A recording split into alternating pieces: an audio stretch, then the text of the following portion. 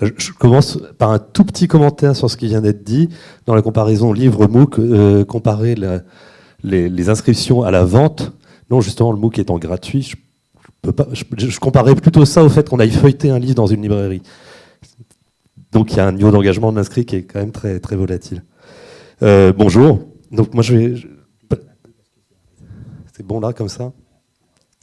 Mon intervention sera en 2 temps et rapide, 10 minutes.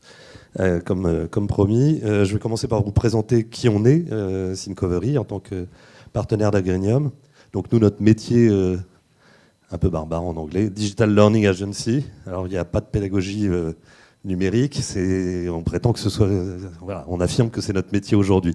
Pour être très précis, mais je vais un peu le nuancer, effectivement, on est là pour accompagner nos clients dans la construction de dispositifs d'enseignement en ligne, quels qu'ils soient, et en particulier, effectivement, les MOOC, qui sont très à la mode aujourd'hui. Et pour ça, dans ces projets de formation, on va intervenir effectivement sur à peu près toutes les étapes du projet. Depuis la conception pédagogique, c'est normalement le monopole des enseignants, et à juste titre, hein, on prétend pas tout savoir, loin de là.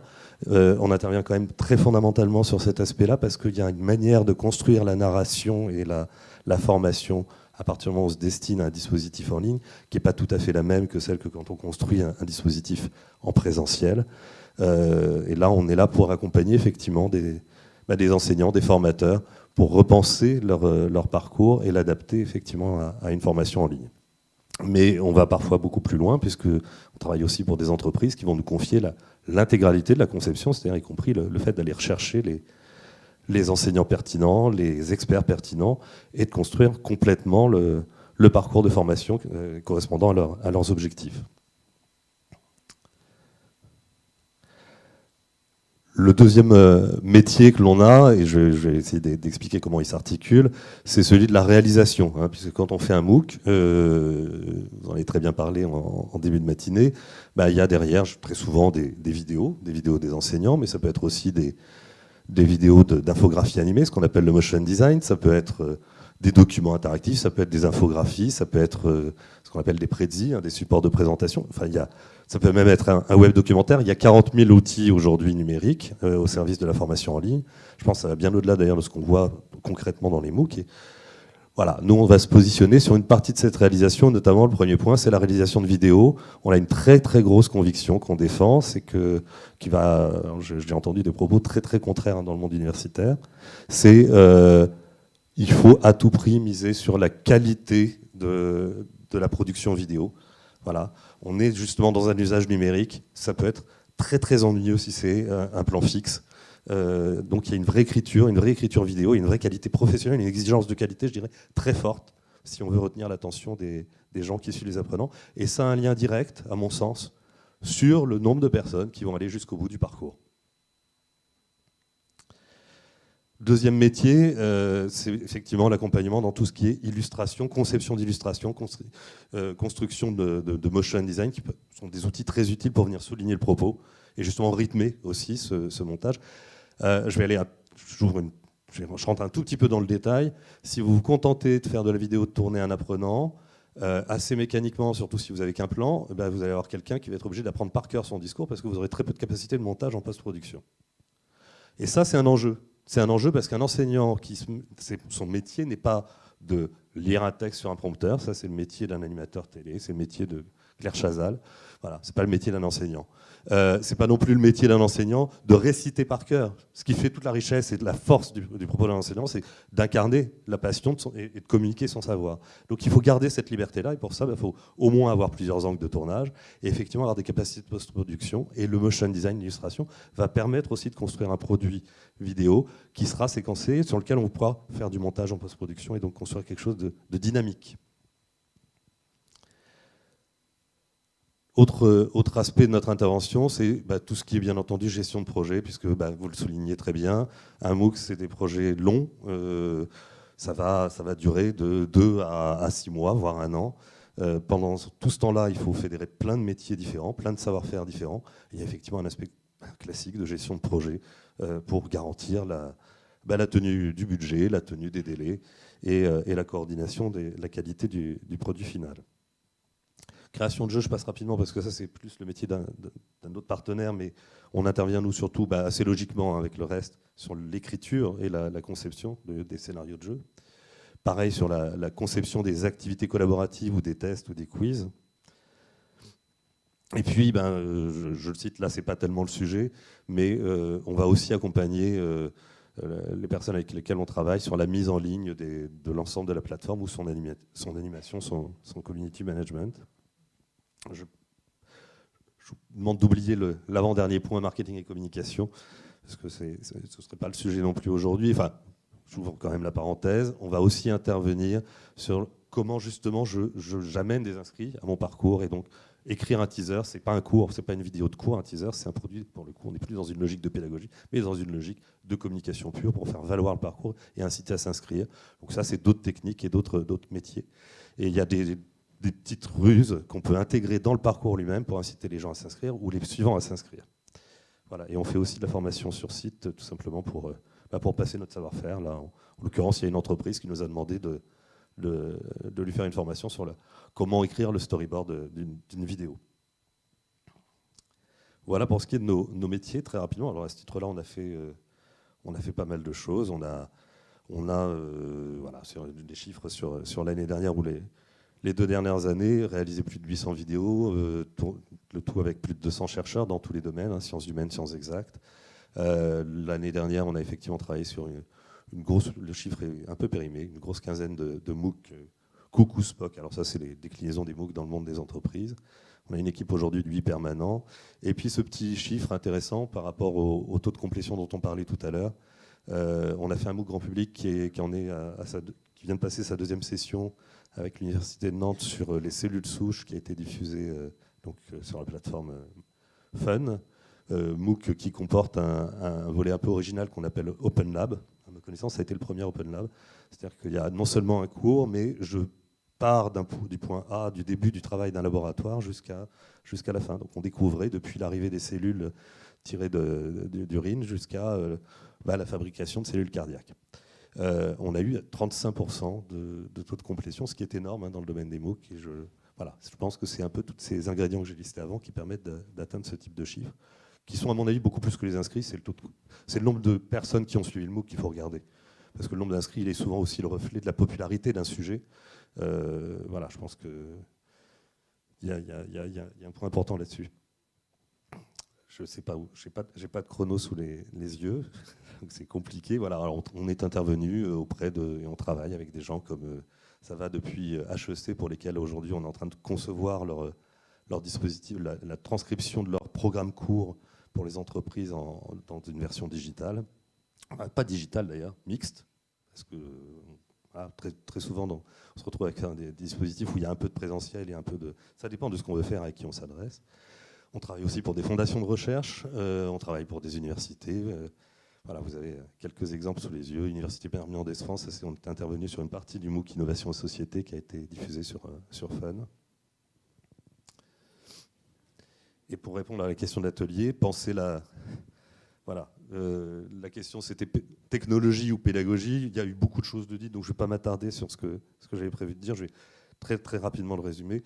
On n'est absolument pas, nous, des ayatollahs du MOOC ou des Coucou ou des Spock. On essaie tout simplement de se positionner.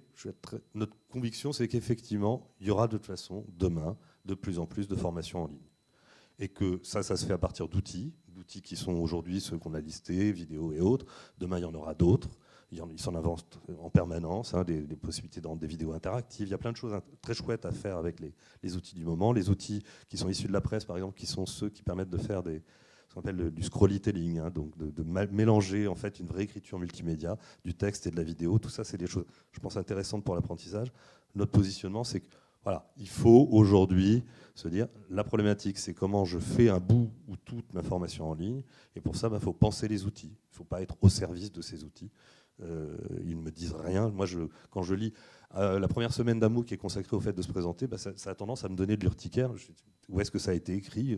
D'où est-ce qu'il y a une MOOC Bible, une Bible des MOOC qui dirait c'est fait comme ça? C'est un truc qui est sorti il y a maintenant 4 ans, les MOOC. Donc c'est un truc on est en train d'inventer tout ça. Donc il n'y a certainement pas de règle. À nous de nous emparer des outils, d'en faire quelque chose, par contre, au service d'un objectif pédagogique. C'est vraiment ce qui est important. Hein, donc le fond, bien entendu, prime sur la forme de ce point de vue-là. Mais par contre, il ne faut pas tomber dans le piège inverse, c'est-à-dire ne pas du tout penser son outil, obéir bêtement des soi-disant manuels. Non, un MOOC, c'est une écriture numérique. Pourquoi ? Après tout ce qu'il y a dit avant, je vais être très prudent avec les mots. Ce que j'entends par écriture numérique, c'est attention, je m'adresse à quelqu'un qui va être quand même majoritairement seul derrière son ordinateur, donc je n'écris pas et je ne pense pas mon parcours de formation de la même manière. J'ai une contrainte très simple, j'aime beaucoup l'image, je l'utilise souvent. Pour moi, un MOOC, ça s'écrit comme Game of Thrones. Donc après chaque vidéo de savoir, il faut qu'il y ait un cliffhanger parce qu'il faut qu'on ait envie d'aller plus loin. Parce qu'il n'y aura personne, il n'y aura pas un bâton, il n'y aura personne pour inciter et obliger la personne à poursuivre la formation. Donc on a une nécessité de séduire et de donner envie d'apprendre et d'aller plus loin. Et ça, il y a des ruses, il y a des techniques qui sont quand même propres au digital pour ce qui est de l'écriture.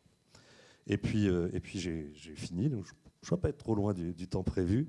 Moi, je pense que ça amène un nouveau métier. Alors, j'ai pas mal utilisé l'anglicisme, j'en suis désolé, je ne suis pas non plus un fan de ça, mais bon, voilà, la littérature est beaucoup en anglais sur le sujet. Il y a un nouveau métier, soi-disant, qui s'invente, ça s'appelle le Digital Learning Manager. Mais j'aime bien ce rôle-là, parce que si on regarde dans la définition, je n'ai pas forcément le temps ici de détailler ça, il y a effectivement un métier entre l'enseignant et le parcours qui va être produit, qui est un métier de médiateur. Et nous, voilà, c'est notre rôle, c'est d'essayer d'accompagner celui qui sait enseigner pour produire un contenu numérique de formation. Et il y a un entre-deux. Il y a effectivement un vrai travail de médiateur ou de metteur en scène, si vous le voulez, metteur en scène digital, on pourrait appeler ça, de façon à ce que le savoir soit servi au mieux et surtout pas déformé. Voilà, merci. Bien, merci. Donc effectivement, vous voyez l'intérêt de ce genre d'intervention, c'est qu'on a eu l'exemple d'une expérience d'un établissement qui montre qu'il y a possibilité de créer une équipe et d'internaliser. On sait que beaucoup de nos établissements n'auront pas cette possibilité, donc il y a la possibilité aussi d'externaliser des compétences en demandant des compétences qui peuvent exister ailleurs dans le privé. Et là, je laisse la parole à Patrice Abolin, qui est également notre partenaire pour une autre dimension.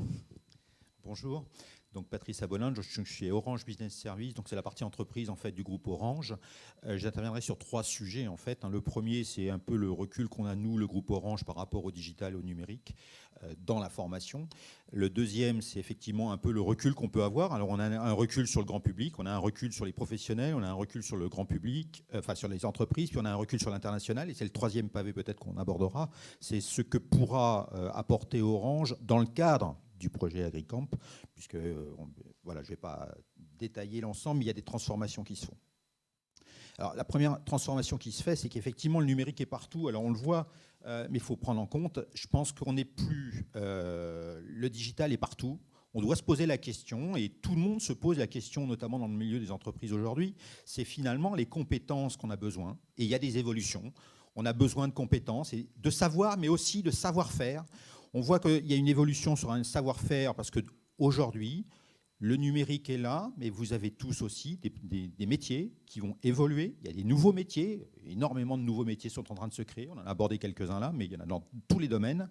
Ensuite, il y a une transformation en fait importante, c'est qu'il va y avoir des changements de postes régulièrement. Il y a des évolutions de normes, de beaucoup de choses, ce qui demande à aller plus vite.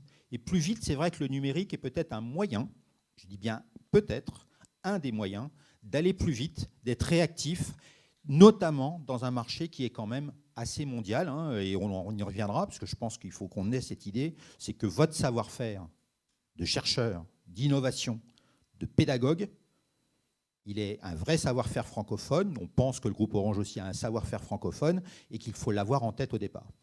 Le deuxième chose, c'est, en dehors de ces sujets-là, c'est aussi de se dire, et je vous le dis en tant que casquette Orange, bien sûr que le numérique n'est qu'un outil.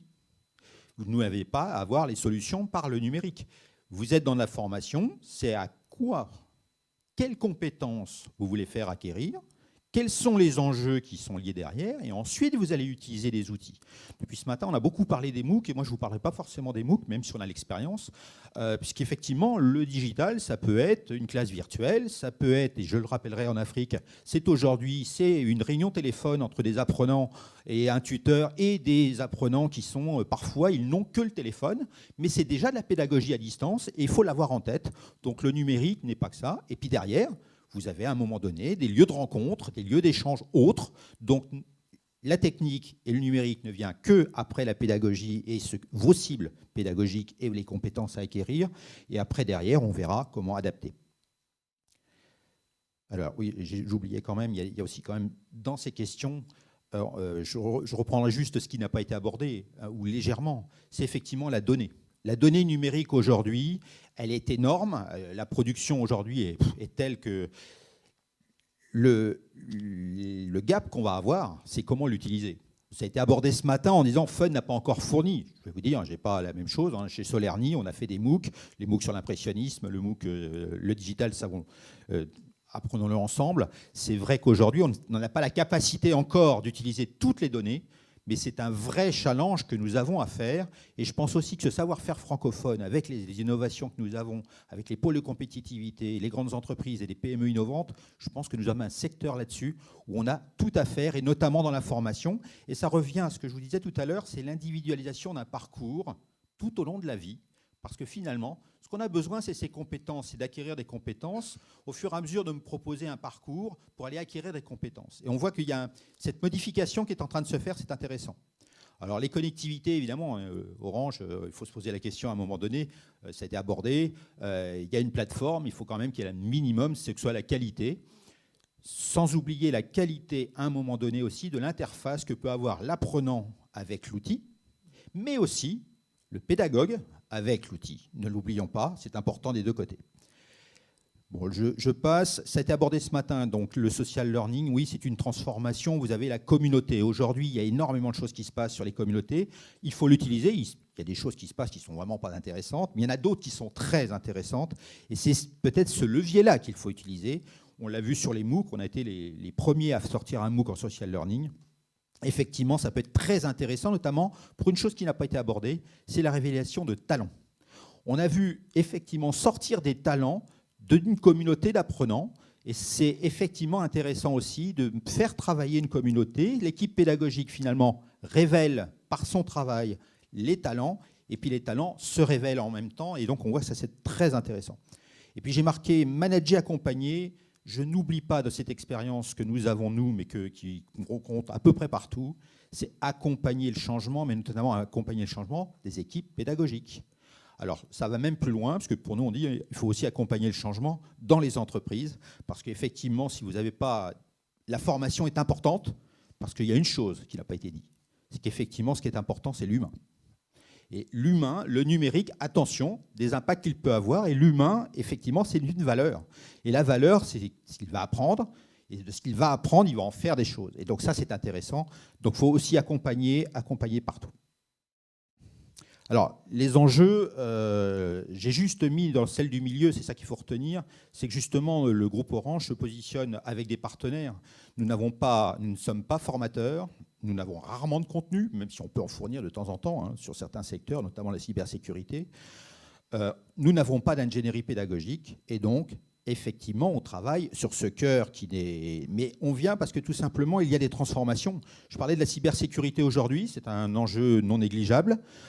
L'utilisation de la donnée, c'est un enjeu aussi non négligeable. Il va falloir regarder comment on peut faire, comment on peut apprendre à maîtriser, à ne pas faire les mauvais gestes. On est en train de travailler, alors est-ce que c'est de la formation ? Mais sur, par exemple, Ebola en Afrique, et notamment au Sénégal, c'est des choses très intéressantes à faire à ce moment-là, de coupler contenu et ingénierie pédagogique par rapport à une cible qui était effectivement d'arrêter et d'enrayer en fait ce qui se passait. Là où on apporte quelque chose, et on peut apporter, c'est bien sûr le design de service, parce que je vous ai dit, effectivement, aujourd'hui, et je fais toujours, aujourd'hui, c'est les plus ça, c'est ça. Aujourd'hui, voir l'iPhone, je ne fais pas de la publicité pour Apple, mais effectivement, le design de service est important et vous devez l'avoir en tête. Il y a une transformation aujourd'hui. Derrière, il y a les plateformes de connectivité, on en a parlé. Donc nous, on a une plateforme et j'y reviendrai sur la partie de ce qu'on peut apporter au projet. S'adapter aux terminaux, les terminaux ont beaucoup changé. J'y reviendrai aussi sur le terminal du mobile, puisque si en Afrique aujourd'hui, ou même dans les pays d'Amérique du Sud, on a une transformation aujourd'hui de la diffusion du mobile qui est sûrement un des leviers, et je dis bien un des leviers, de l'utilisation pour la formation. Donc, mais ça, je vais y revenir. Et puis le dernier, et ça a été un tout petit peu abordé, oui, en tant qu'industriel, le groupe Orange se pose forcément la question, et on le fera ensemble, parce qu'on le fait toujours avec, je dirais, les partenaires, c'est de se poser la question du modèle économique. Parce qu'à un moment donné, on va prendre l'exemple du MOOC. Un MOOC, c'est du temps passé, et ça a été expliqué, c'est pas si simple, c'est déjà du temps, c'est de l'argent, il faut le diffuser, mais à un moment donné, il faut se poser les modèles. Parce que si on le fait une fois et que ça a pris 1 an, et qu'après, derrière, on ne peut pas le reproduire, ça pose problème. Mais ce sont des modèles économiques. Je pense qu'il n'y en a pas un, il y en a plusieurs, et je pense qu'on vous accompagnera aussi dans ces réflexions, mais qu'on construira ensemble, c'est de trouver ces modèles économiques. On en a quelques-uns aujourd'hui qui commencent à tourner sur les MOOC, notamment sur les Cook, mais on en a aussi sur le Learning Management System. Enfin, on a commencé à travailler les choses, et puis j'y reviendrai sur l'Afrique avec les mobiles encore. Ne pas oublier la co-innovation. Je voulais juste, pour moi, ce qui est important aujourd'hui de travailler aussi avec vous, c'est que vous avez cette légitimité de l'innovation. Alors, il se trouve que le groupe Orange a aussi l'innovation, mais c'est ensemble. Parce que tout simplement, nous sommes sur un marché qui bouge et qui bougera. Je ne crois pas demain qu'on sache ce que dans 2 ans, les terminaux, l'usage mobile, le numérique, nous allons découvrir comment vont être utilisés encore les services. On voit les réseaux sociaux arriver avec les CV aujourd'hui, donc il y aura encore des choses. Donc c'est à nous, ensemble, mais c'est une des forces qu'il ne faut pas oublier, c'est que vous êtes formateurs, mais vous êtes aussi au cœur de l'innovation et de la recherche. Et là, je pense que c'est une des forces que l'on pourra faire. Alors, qu'est-ce qu'on apporte ou qu'est-ce qu'on pourrait apporter en fait dans le projet? Alors, le premier, c'était l'international. Alors, je mets cette carte parce que ce n'est pas forcément connu dans le groupe, à l'extérieur du groupe Orange aussi bien que ça. Donc, nous sommes un acteur en fait international, bien sûr. Je vous ai mis un peu plus l'Afrique parce que c'est francophone. Sachez qu'on a d'autres pays où on est présent, bien sûr. Ce qui est important, vous y voyez, c'est les pays en orange où nous sommes présents. Ça veut dire que aller et être présent est un vrai relais. Tout simplement parce que vous êtes opérateur, vous avez déjà la connectivité, et si vous pensez par exemple à un MOOC sur la Côte d'Ivoire alors que pratiquement personne n'a accès à Internet, à part dans les grandes villes, ça peut poser un vrai problème. Donc, et d'ailleurs, ça doit jouer sur votre aussi préparation pédagogique avant et votre cible. Donc attention aussi à adapter et de prendre en compte les relais qu'on peut avoir. Deuxième chose, nous sommes souvent opérateurs Internet, fixe et mobile, et j'y reviens. Le mobile est en train de prendre une ampleur très importante en Afrique. Orange est le premier opérateur, et ça revient sur les modèles économiques, c'est que tout simplement nous sommes le premier opérateur d'Orange Money. Aujourd'hui, transactions monétaires par les mobiles en Afrique est une chose très importante, puisqu'ils sont très, je dirais, billets et très peu compte en banque. Donc aujourd'hui, le mobile est un moyen de transaction, et c'est donc un moyen aussi des modèles économiques. Donc vous voyez que aussi le lien peut se faire sur le sujet. Deuxième chose, vous voyez sur cette carte, et ça rejoint ce que je vous disais tout à l'heure, c'est l'innovation. Il se trouve qu'on a 2 centres d'innovation, on en a d'autres, on en a 5 ou 7 je crois. 2 en Afrique, un à Abidjan, Côte d'Ivoire pour l'ensemble de la zone en fait, ouest, et un au Caire sur la partie Égypte.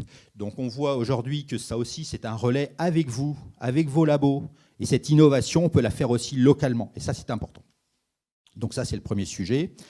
Et le deuxième sujet sur lequel on peut vous accompagner, on pense sur le sujet, c'est que tout simplement, vous avez donné à un moment donné l'objectif de la visibilité.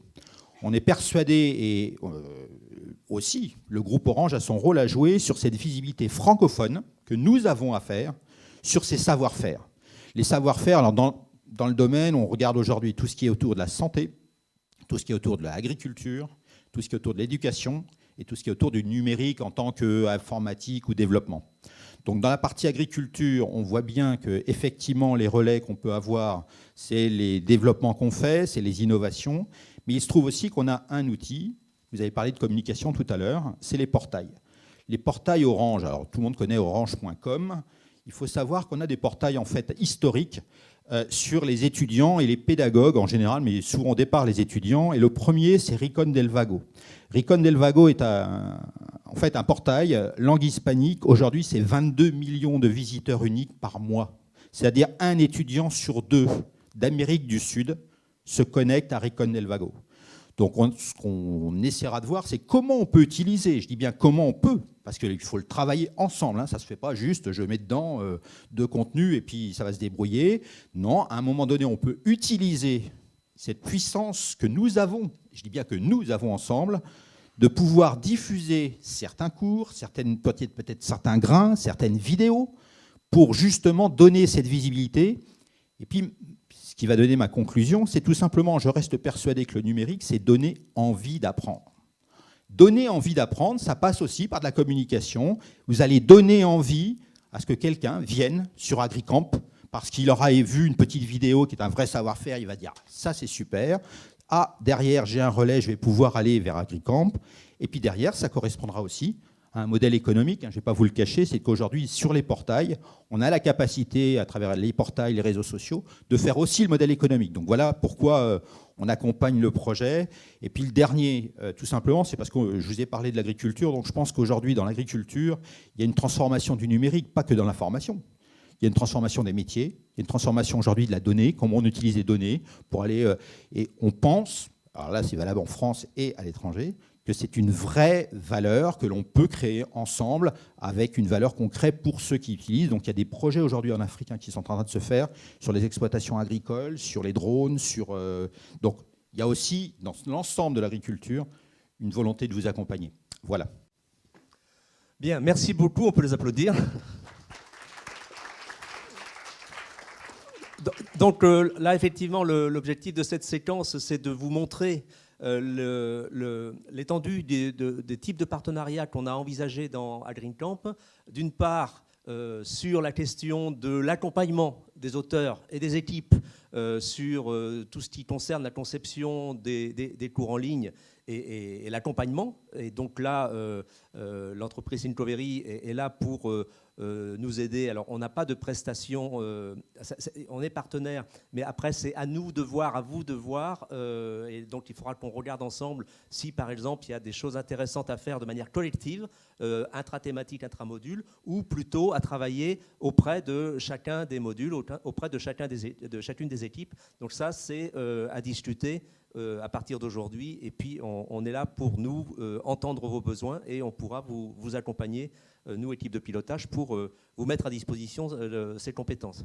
Et puis, de l'autre côté, Orange Business Service, donc là, qui accompagne plus le projet global AgriCamp, avec l'université en ligne qui s'appelait jusqu'à maintenant Agrium Université en ligne. C'est pas encore complètement acté le nom de l'université en ligne en agrosciences, mais qui va nous accompagner sur toutes ces questions d'organisation, de diffusion, de communication.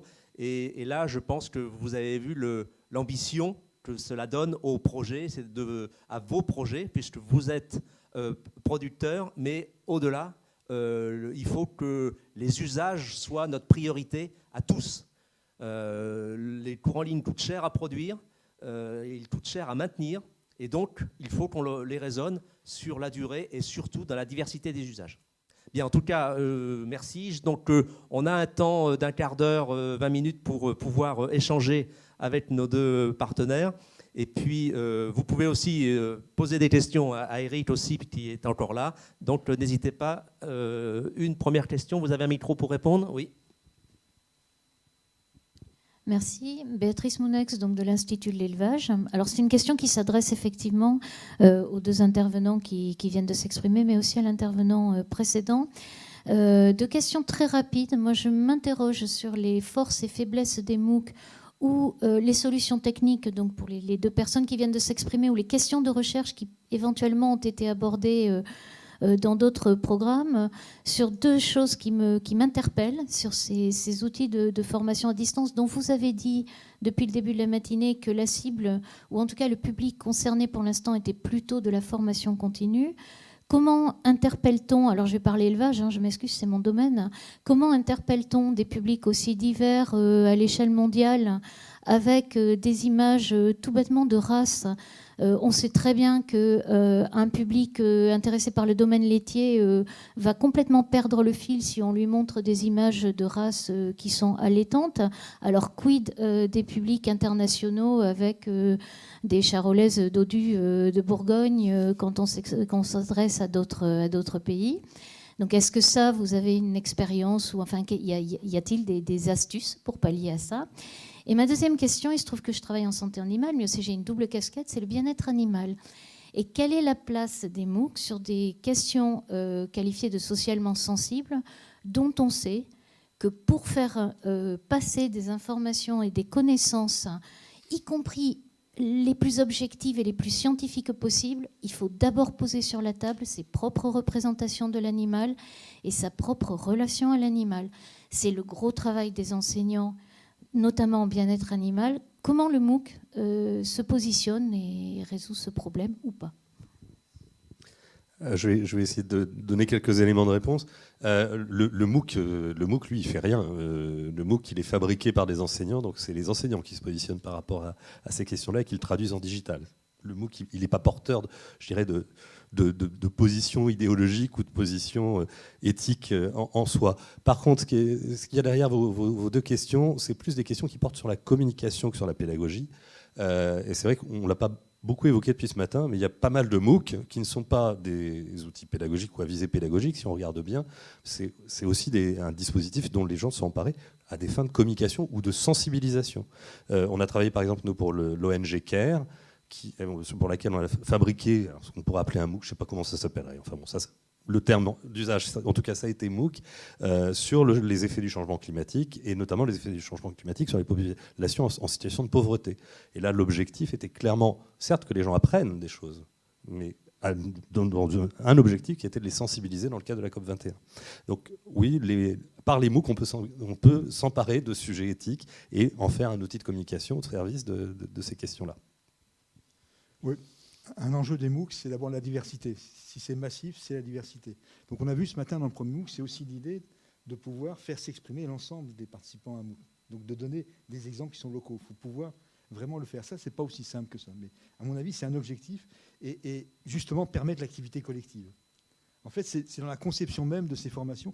Mais c'est pas uniquement technique. Il faut trouver une forme d'organisation collective associée à ça. C'est ça l'enjeu. Il n'est pas simple, mais je pense que c'est le vrai enjeu derrière ça. Et côté Orange, donc sur le MOOC, effectivement, c'est massif. Donc il faut redescendre, et c'est vrai que c'est qu'un outil, donc première chose.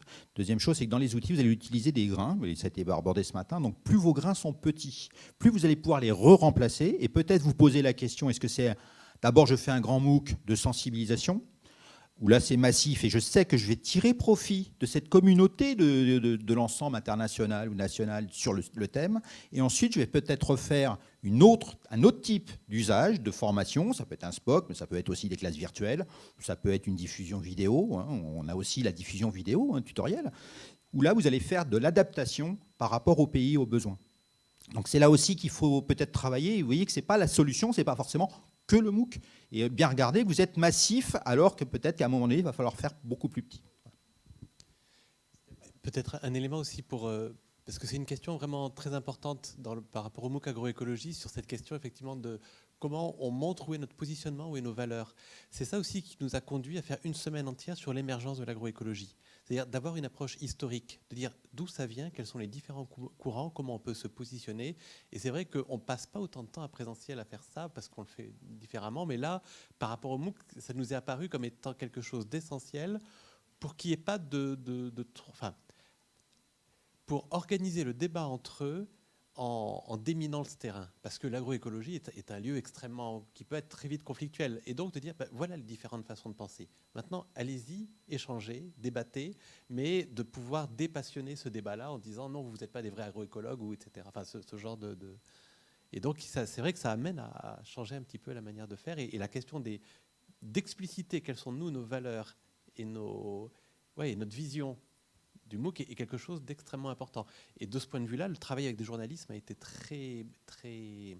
Parce qu'ils nous poussent toujours là-dessus. OK, mais tu fais de la pédagogie, tu dis que tu es neutre. Non, tu n'es pas neutre. Tu portes des valeurs, il faut les expliciter pour que l'apprenant sache voilà, qui est en face et comment lui se positionner. Bien, 2 éléments de réponse complémentaires. D'une part, pour dire que sur le bien-être animal, il va y avoir dans 1 an et demi, un MOOC qui sera sur le bien-être animal, qui va démarrer prochainement en conception, donc pour information. Et la deuxième chose, c'est que on va en parler aussi tout à l'heure dans la question des partenariats internationaux. C'est-à-dire que nous, notre objectif, c'est de ne pas travailler seul. Et tous nos membres ont des partenaires à l'étranger. Et dans la connaissance, on sait qu'il y a du savoir qui est plutôt générique, et après, il y a des savoirs qui sont spécifiques, très liés aux situations locales. Et là, en s'associant avec des partenaires à l'international, eh bien, du coup, les situations locales peuvent être aussi construites. Et du coup, en fonction de là où on est, on peut partager le générique, et en revanche, le spécifique, eh bien, il est réalisé sur chacun des territoires où il y a ces spécificités. Une autre question ? Votre question sur un autre sujet. Donc, Karine Chalvet-Monfray de VetaGroSup. J'avais une question, c'était au sujet de la langue. J'imagine au départ que les MOOC sont francophones. Est-ce que vous avez l'expérience de MOOC en anglais fait par des francophones ? Oui, il y en a, parce que sur FunMOOC, il y a déjà des MOOC en anglais. Peut-être tu veux intervenir, Eric, là-dessus. En tout cas, il y en a. Sur FunMOOC, il y a déjà des MOOC en anglais. Bon, il se trouve que je parle pour le MOOC agroécologie, mais Stéphane a prévu de faire une version anglophone aussi très prochainement sur le MOOC agroécologie. Et puis, on démarre donc là aussi à Montpellier Sup Agro avec 3 autres écoles. Dans le domaine de la vigne et du vin, le MOOC qui va être fait sur la thématique vigne et vin va être fait en anglais dans sa première version. Donc bien sûr que l'approche est multilingue. Alors de toute façon, l'approche va être de plus en plus multilingue avec les possibilités de traduction, mais aussi de versionning différents. Et on est dans le cadre d'un projet IDEFI, un autre projet IDEFI numérique. On est partenaire d'un autre projet IDEFI numérique qui est piloté par FunMOOC, où il y a cette question d'accessibilité multilingue qui va être travaillée avec des outils, mais aussi des méthodes. Voilà. Côté Orange, donc oui, on a l'expérience effectivement de MOOC ou de Cook en anglais. Je rebondis juste sur la remarque faite par des francophones. Ils sont faits par des francophones, mais toujours avec l'appui en général, parce que s'ils ont été volontairement voulus par une entreprise au niveau international, on y met toujours des équipes internationales des pays concernés. Parce qu'aujourd'hui, typiquement, quand vous avez la Pologne et l'Espagne de l'autre, même si vous faites en anglais, il faut quand même avoir quelques notions de ce qui se passe. Donc, on appuie des équipes pédagogiques et d'ingénierie pédagogique et d'animation de la communauté, parce que si on fait une vraie animation de communauté, vous devez prendre, je pense, en compte le fait aussi d'équipes, vous l'avez parlé tout à l'heure, dans l'équipe pédagogique et d'ingénierie de gens des pays. Oui, donc juste un mot, on a produit plusieurs fois des dispositifs soit qui ont été traduits a posteriori, soit qui étaient pensés pour être effectivement multilingues. C'est vraiment, si possible, quelque chose à penser à la base, dès la première production, parce qu'on s'en sortira à moindre coût après. Il y a pas mal de techniques, depuis le sous-titrage, qui est la technique la plus évidente, mais il y a le pseudo-doublage aussi un peu en décalé. Enfin, il y a pas mal de ruses techniques qui permettent de s'en sortir et de faire quelque chose d'élégant, mais il faut le penser en amont. Voilà. Oui, bonjour, moi c'est Cédric Baudry, je travaille à l'INRA. J'essaye de faire de la recherche. Et en fait, ma question, c'est une question terre à terre, dans le sens où c'est un support qui m'intéresse beaucoup.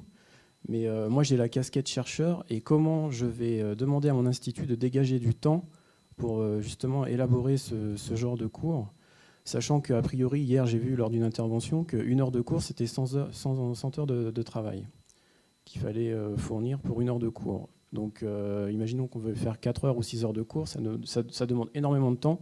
Comment je fais pour dégager du temps? Comment je demande à mon organisme, parce que ça représente des mois de travail. Et après, comment je le valorise dans ma carrière, quoi. Donc, je ne sais pas s'il y a des éléments de réponse. À titre d'exemple, on a 2 visages, puisqu'il y a le côté Learning Agency, puis il y a aussi d'ailleurs l'aspect par lequel on s'est connu avec Agrignam, qui est un site grand public de vidéos, de chercheurs, et notamment on avait fait des vidéos sur la politique agricole commune avec Sophie Toyer. Dans ce cadre-là, on arrive à faire un contenu de qualité en sollicitant relativement peu le chercheur, puisque au total, sur la base de 4 heures de temps, on arrivait à produire, nous, quasiment 1 heure de contenu. Alors c'est l'extrême, c'est les conditions qui nous étaient imposées, c'est mieux quand on a plus de temps du chercheur, mais il y a moyen d'optimiser ce temps-là en étant accompagné par une équipe de type TIS ou Digital Learning Manager. Voilà. Effectivement, l'accompagnement, donc je confirme du côté, alors on l'a eu sur nos MOOC, on a aussi des enseignants-chercheurs qui interviennent, notamment sur tout ce qui est cybersécurité, le data scientist, ainsi de suite. On a aujourd'hui, en fait, on a réparti, c'est-à-dire que ça prend un peu moins de temps en fait à chaque fois, parce que si effectivement vous prenez quelqu'un à plein temps, alors beaucoup de mal. Alors après, je ne répondrai pas, mais c'est un point important.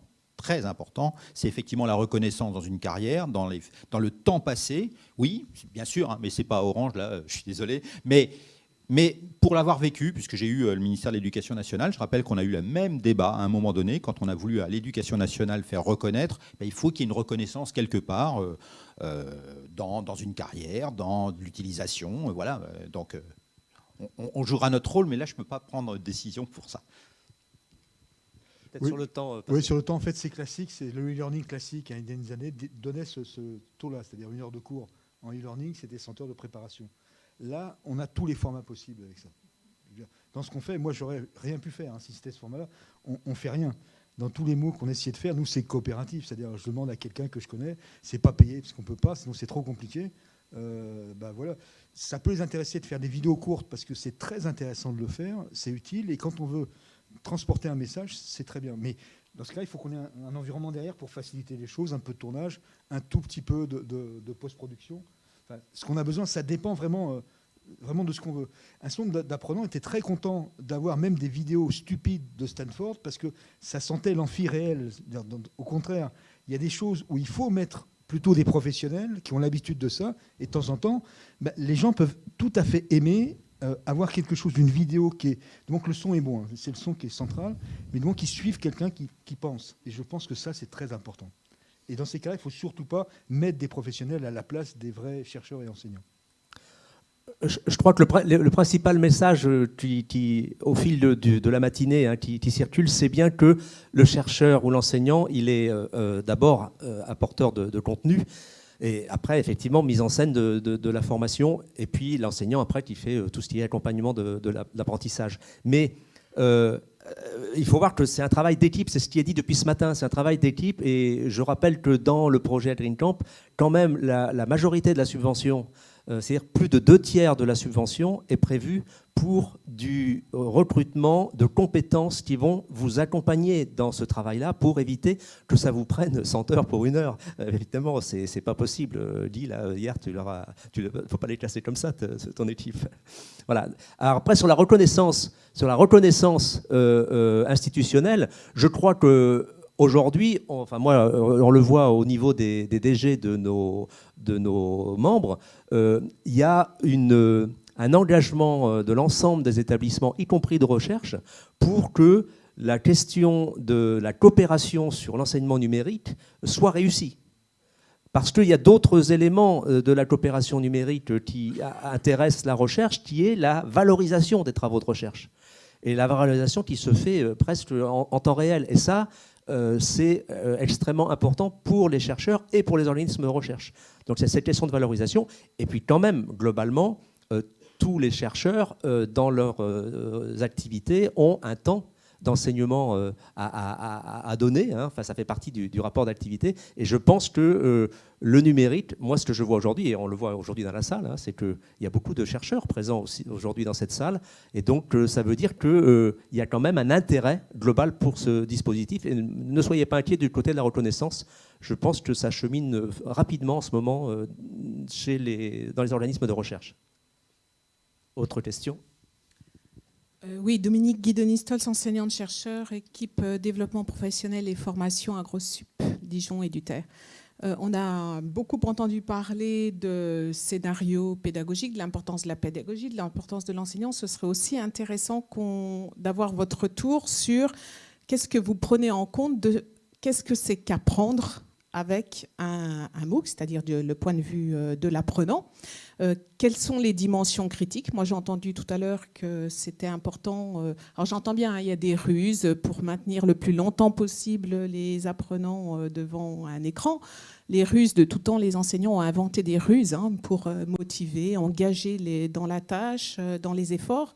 Simplement, là, il y a le problème de la distance, il y a le problème qu'on est seul aussi, et il y a aussi, qu'est-ce que ça change d'apprendre avec des MOOC? Alors, est-ce que du point de vue de la recherche, mais vous aussi, qu'est-ce que vous prenez en compte de ce point de vue des apprenants? La recherche me passe le micro. Moi, j'aimerais... Alors, globalement, pour bien répondre à votre question, j'ai envie de dire, on n'en sait rien. Voilà, parce que, comme monsieur le disait tout à l'heure, c'est très compliqué à mesurer et il n'y a pas, tant que ça, au bout du compte, de vrais travaux de recherche sur l'efficacité de ce type de dispositif. Voilà. Bon, même s'il y en a beaucoup, mais concluant, en tout cas, moi, j'en connais pas. Maintenant, on pourrait se poser la même question sur l'efficacité d'un cours en amphithéâtre et on aurait aussi énormément de mal à dire jusqu'où c'est positif. Regardons les taux de succès en licence. Bon, voilà, c'est pas forcément rassurant non plus sur l'enseignement en présentiel. Donc, je ne sais pas répondre sur le fond. Après, il y a s'interroger sur est-ce que c'est pas se dire, je pense que la meilleure réponse c'est surtout faire un MOOC, c'est pas simplement mettre mon cours en ligne, mais se dire voilà, la personne va être dans ce contexte-là, comment je pense mon cours en ligne pour que ce soit adapté à ce contexte. On a vu le petit schéma, le petit dessin où on voyait le monsieur avec ses enfants, dans la rue, etc. Il y a un usage bien particulier qui n'est pas le même que celui que la position dans laquelle vous êtes là n'est pas la même que si vous étiez en train de me regarder en vidéo sur un smartphone. Donc je ne parlerai pas de la même manière. Là, je suis pas synthétique. J'hésite et tout ça, c'est pas audible si jamais vous êtes toute seule en train de me regarder sur votre iPhone. Voilà, donc ça veut dire effectivement une écriture, une scénarisation qui n'est pas la même. Pour optimiser cet apprentissage, donc il faut tenir compte tout simplement des conditions d'usage. Moi, c'est la première réponse que je vous ferai. Est-ce qu'on apprend avec un MOOC? Oui, moi j'en ai fait, donc je peux témoigner du fait qu'on apprend des choses. Voilà, c'est clairement. Est-ce qu'on apprend aussi bien qu'ailleurs?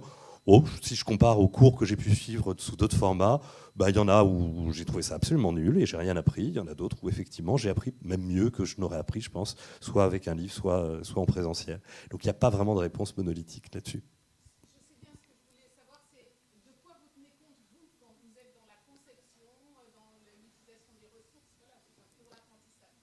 Alors, de quoi on tient compte? C'est justement, alors je vais vous donner, c'est des retours d'utilisateurs qu'on a pu avoir, des retours critiques que nous-mêmes on a par rapport à nos productions. Par exemple, chez nous, on a une règle d'or, c'est pas une question de durée, une vidéo, une capsule pédagogique vidéo, elle ne doit pas contenir plus de 4 thèmes clés, 4 concepts importants, parce que ça correspond à ce qu'on est capable globalement de mémoriser, et que derrière, effectivement, la rétroaction doit être immédiate. Il y a des MOOC où on trouve les tests, les quiz de compréhension à la fin de la semaine. C'est une aberration, il faut que le quiz soit immédiatement après la vidéo, puisque le but, c'est je suis tout seul, est-ce que j'ai bien compris? Sinon, je revois la vidéo. Donc j'ai tout de suite la rétroaction derrière. Et après, on considère aussi, pour faciliter l'apprentissage, globalement, soit après chaque capsule, soit au bout de 3-4 capsules, on va mettre en place des activités qui vont être soit collaboratives, soit individuelles, mais qui vont permettre de mettre en relation ce qu'on vient de voir sous la forme de ces vidéos. Et troisième élément, pas de religion là encore, j'insiste beaucoup là-dessus. En fonction de ce que je veux communiquer, je vais choisir le format. Donc je ne commence pas par dire je vais faire une vidéo avec un enseignant. Non, en fonction de ce que j'ai à expliquer. Si c'est un truc de base, je travaillais hier chez HEC, donc il y avait un moment dans un cours de marketing, un rappel sur qu'est-ce que c'est que le calcul d'une part de marché. Ça, on a dit il n'y a pas besoin de l'enseignant, il n'y a pas besoin que ce soit incarné.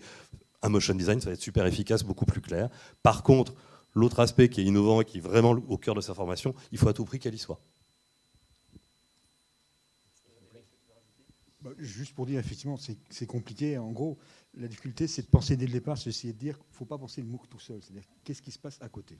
Il faut penser aussi dans les conditions qu'il y a autour de l'apprenant. D'ailleurs, le MOOC tout seul, ça ne suffira pas. Bien, merci. Ah, il y avait encore une question? Ah, pardon, je vous êtes caché derrière la caméra. Ok, excusez-moi. Donc, dernière question avant de passer à la dernière séquence, avant le repas. Oui, bonjour. Donc, Aline Wang, je suis responsable de projet à Vivea. Donc, c'est l'organisme qui finance la formation continue des agriculteurs. Donc nous, dans nos orientations stratégiques, il y a vraiment donc la volonté de développer l'accès à la formation numérique. Par contre, ma question, c'était comment on s'adresse et est-ce qu'il faut s'adresser de manière particulière à un public qui est assez éloigné de la culture numérique, en fait. Parce que donc, dans les représentations sociales, dans les catégories sociales, Eric en a parlé, et je voulais savoir, vous qui êtes plutôt dans la conception, comment vous appréhendez en fait, un public plus éloigné du numérique. Merci. Alors là encore, j'ai pas de réponse toute faite, mais sinon je serais incapable de faire mon métier. Je reviens toujours à ma position de principe. La première question effectivement qu'il faut se poser, c'est à qui je m'adresse. Il y a un peu trop de MOOC qui sont des sortes de bouteilles éducatives balancées à la mer. On ne se demande pas à qui on s'adresse.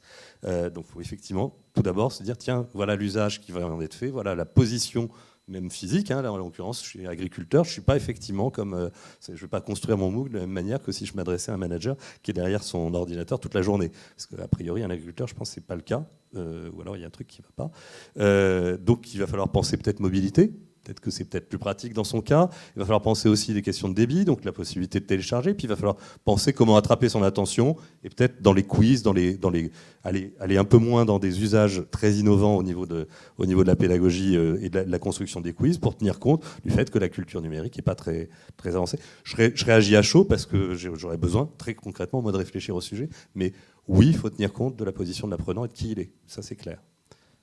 Et donc peut-être du présentiel, notamment, à intégrer. Là, pour le coup, le blended learning peut être intéressant. Alors, effectivement, et je reviens sur l'Afrique, parce qu'en fait, on s'est posé cette question-là, forcément, parce que les personnes connaissent le numérique encore, et on s'aperçoit, je vais prendre le cas de l'éducation, la formation des enseignants à Madagascar, c'était très bien de mettre des tablettes, oui, ok, des contenus, l'ingénierie pédagogique. Puis à un moment donné, vous apercevez le bilan qu'on a fait, le premier bilan, c'était que tout simplement, ils ne savaient pas utiliser une tablette. On n'avait pas appris, on n'avait pas vérifié qu'effectivement les apprenants avaient, ou même les pédagogues d'ailleurs, savaient faire. Donc c'est aussi un accompagnement dès le départ, et c'est toujours, on revient toujours, c'est penser au départ. Alors bien sûr qu'il y a des surprises, je reviendrai aussi sur les surprises, parce qu'il va falloir s'adapter, hein. On ne peut pas tout imaginer. Mais c'est important de penser effectivement quelles sont la cible, qu'est-ce que vous voulez faire, quelles compétences vous allez apprendre et comment ils vont se connecter, aussi à quel moment ils vont se connecter. C'est aussi important de savoir si les personnes vont se connecter le week-end ou dans la journée. Est-ce qu'il faudra structurer les choses? On l'a vu, nous, quand vous êtes dans le milieu entreprise, vous avez quelque chose que vous n'avez pas chez les étudiants, c'est qu'effectivement, il y a d'autres contraintes de projets, d'organisation, de congés, et vous vous retrouvez effectivement, et si vous ne le pensez pas au départ, c'est un peu difficile. Deuxième chose, on a effectivement fait, et c'est ta remarque de la fin, c'est de dire, attention, il faut peut-être prévoir autrement, et ce n'est pas qu'un MOOC, ou ça peut être aussi les mobiles, c'est des lieux de présence. C'est de regrouper à un moment donné ces personnes dans un lieu, et peut-être d'ailleurs au début, pour vérifier qu'elles ont bien l'acquisition, comment elles se comportent avec le numérique, et ça va permettre de corriger. Et quand je disais les surprises, je donne l'exemple parce que ça m'a beaucoup marqué. Et ça revient à ce que vous avez eu aussi. Hein. On a fait un MOOC qui a été un grand succès, qui était sur l'impressionnisme. Et on fait le MOOC, tout était prévu, très grand public, une multitude de personnes. Et d'un seul coup, il y a une personne qui dit « Mais vous avez fait un super MOOC sur l'impressionnisme et vous avez oublié de parler de l'impressionnisme russe. » Et là, vous vous retrouvez un peu, effectivement. Et du coup, si l'équipe pédagogique a rebondi, comme vous l'avez fait, à un moment donné, en donnant effectivement, vous avez quelqu'un qui en sait peut-être plus, oui, et alors? Et alors?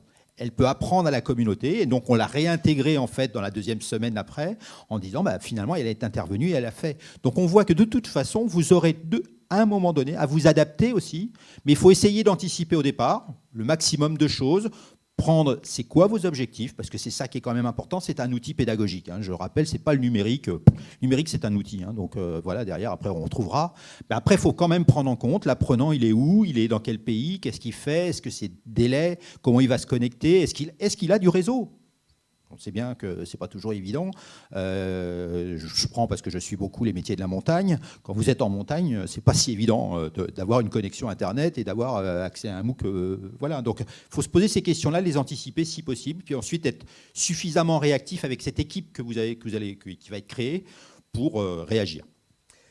Oui, Juste une anecdote pour rigoler. On a pas mal d'entreprises qui sont venues nous demander des dispositifs de MOOC. Parmi elles, on découvre en discutant, ah oui, mais nos collaborateurs n'ont pas de son sur leur poste. Un peu compliqué pour faire un MOOC après. Bien, merci.